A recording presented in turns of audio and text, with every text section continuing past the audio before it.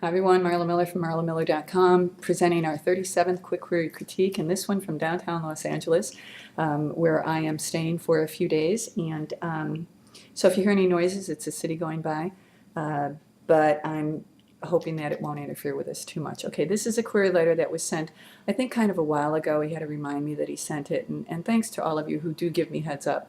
Remember that I'm doing these in addition to other stuff, and I drop the ball sometimes. I know, it's shocking, isn't it? Okay, here we go. So anyway, thanks. Thanks for considering my 83,000 word commercial adult fiction, Evenings and Mornings.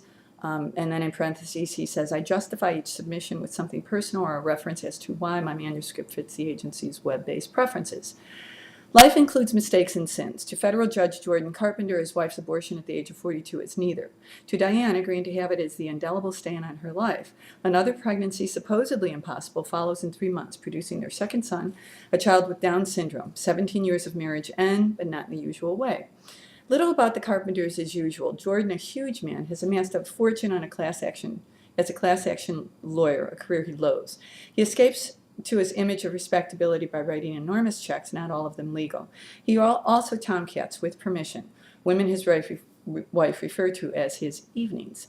She continues to share their sterile mansion, but years of deepening hatred and isolated nurturing of their challenged son have spawned a creeping madness. A hit-and-run accident drags the Carpenter's defects into light. Jordan's amateurish cover-up launches a dizzying spiral that includes treachery by his current mistress, a bloody clash with the victim's family, an incomprehensible murder-suicide, and the emergence of the only noble Carpenter. Tales about moral dilemmas are timeless. Power, money, sex, loyalty, and abortion expose the main characters in Evenings and Mornings to choices and consequences throughout the story with unpredictable, sometimes startling outcomes. I committed to full-time writing in 2004 after selling a successful New York financial services business. Evenings and Mornings follows years of absorbing the writing craft in numerous workshops and critique groups. My stories have won 2007 and placed 2008 in the Blank Coast Writers Short Fiction Contest. Others have appeared in Blank magazine twice and Blank. If you'd like to see more, I can send a synopsis, sample chapters, or the entire manuscript. Sincerely. Okay.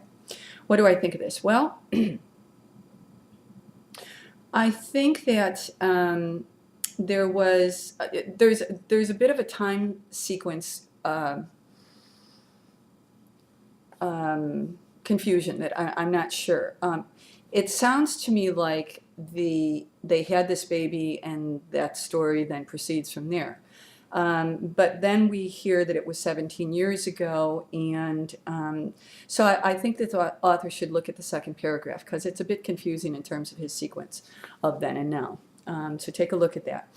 I would also encourage this author to consider opening this query letter with his fifth paragraph and not his first. And the fifth one starts with tales about moral dilemmas are timeless. And the reason why is because if this is one of those epic novels that zero in on not only the protagonist but the culture of the times, then I think you should set that up from the top, and that would do it. The other thing is he mentions that his protagonist is a judge, a federal judge, but then he says he's a trial lawyer who loathes his profession. So I'm unclear. And that could also have something to do with the 17-year gap that seems to kind of, it kind of isn't placed. And so because it isn't placed, perhaps that's why the lawyer and the judge time sequence also seems confusing anyway to the reader. Having said all that, I like the story. I think that it has suspense in it. In fact, I would, for those of you who are writing these kinds of mainstream suspense novels, because I think that's what this is, we've got a murder-suicide, we've got all kinds of stuff. So there's got to be a villain here somewhere.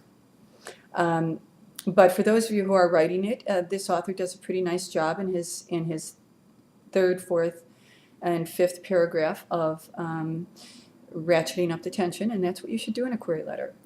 If your story is tension-filled, then that query letter should be tension-filled as well.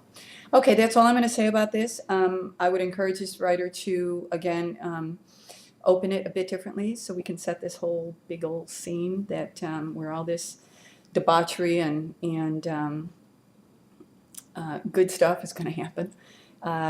And beyond that, I wish him good luck. And if you'd like to resubmit, I'm glad to take another look. Until the next time, be well and keep writing.